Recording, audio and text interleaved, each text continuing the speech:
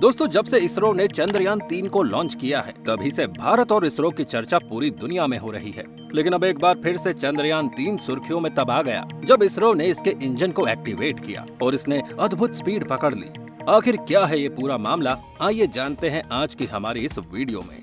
भाई, जिस दिन का हम भारतवासियों को बेसब्री से इंतजार था वो दिन अब आ ही गया है, क्योंकि चंद्रयान 3 अब अपनी डेस्टिनेशन यानी कि चांद की तरफ निकल पड़ा है। जी हाँ, इसने धरती के 5 ऑर्बिट्स को पार करके चांद की तरफ अपने सफर पर कदम बढ़ा लिया है। दोस्तों, वैसे तो चंद्रयान 3 को लॉन्च हुए कई दिन हो चुके हैं, लेकिन अभी ये धरती के ऑर्बिट के ही चक्कर लगा रहा था। पर 31 जुलाई की रात को जब इसरो के वैज्ञानिकों ने चंद्रयान 3 को कमांड दी तो 31 मिनट के अंदर ही चंद्रयान 3 ने ये कमांड एक्सेप्ट करके चांद वाला हाईवे पकड़ लिया। लेकिन इस हाईवे की तरफ बढ़ने के लिए इसरो के वैज्ञानिकों ने चंद्रयान 3 के इंजन को कुछ देर के लिए एक्टिवेट किया था। एक्चुअली में चंद्रयान 3 को चांद की तरफ भेजने के लिए इसरो ने इसके ट्रांस इंजेक्शन लूनर को 26 मिनट के लिए एक्टिवेट किया। वैसे तो इस प्रक्रिया को 12 बजे शुरू किया जाना था, लेकिन चंद्रयान 2 से मिली असफलता से डरे हुए वैज्ञानिकों ने 1 घंटे का मार्जिन पहले ही ले लिया था, ताकि किसी भी तरह की अनजान विपत्ति से निपटा जा सके।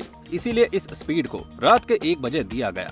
इसरो के वैज्ञानिकों ने बताया कि चांद ने धरती की परिक्रमा को अच्छे से पूरा कर लिया है और अब वो जल्दी ही चांद पर पहुंच जाएगा, क्योंकि वो अपनी डेस्टिनेशन की तरफ बढ़ चुका है। फिलहाल चंद्रयान 3 ट्रांस लूनर ऑर्बिट में जा चुका है और इसका अगला पड़ाव चांद होगा।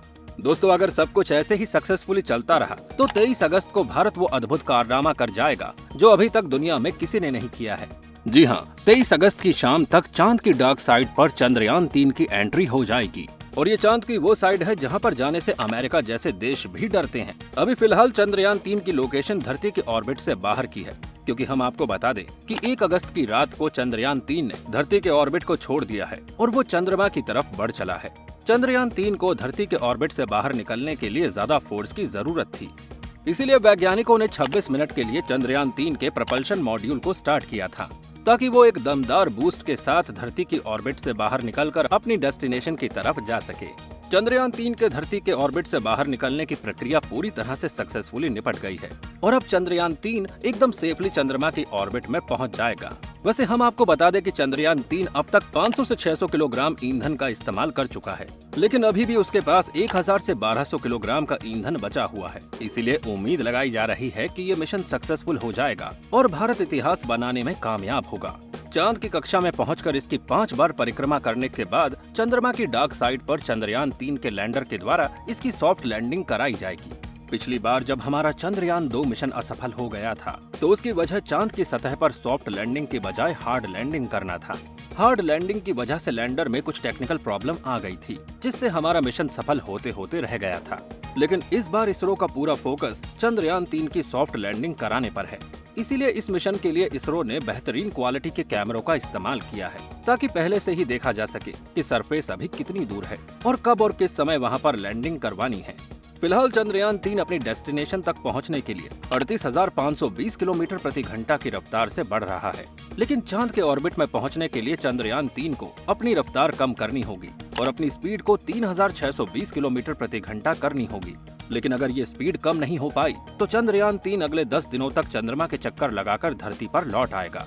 इसलिए वैज्ञानिक चंद्रयान 3 की स्पीड को कम करने के लिए इसके इंजन को विपरीत दिशा में चलाएंगे, ताकि स्पीड कम हो सके। इसके लिए चंद्रयान 3 को 360 डिग्री का घुमाव देना होगा, जिससे चंद्रयान 3 की गति कम हो सके। वैज्ञानिकों के द्वारा किए जाने वाले इस प्रोसेस को डी बूस्टिंग कहा जाता है। इसरो के द्वारा उम्मीद लगाई जा रही है कि 23 अगस्त की शाम को 5:47 पर चंद्रयान 3 का लैंडर चंद्रमा के सरफेस पर सक्सेसफुली पहला कदम रख देगा। चंद्रयान 3 को सक्सेसफुल करने के लिए भारतीय वैज्ञानिक लगातार चांद की गति पर नजर गड़ाए हुए हैं, ताकि इनसे कोई भी मिस्टेक ना हो और किसी भी छोटी सी मिस्टेक की वजह से हमारा महत्वाकांक्षी मिशन रुक ना जाए। दोस्तों, वैसे आपको क्या लगता है कि क्या भारत का चंद्रमा की डार्क साइड पर पहुंचने का सपना पूरा हो पाएगा? हमें कमेंट करके जरूर बताइएगा। साथ ही अगर आपको ये वीडियो पसंद आई हो तो इसको लाइक करके चैनल डीप स्कूप को सब्सक्राइब करना बिल्कुल ना भूलें। धन्यवाद।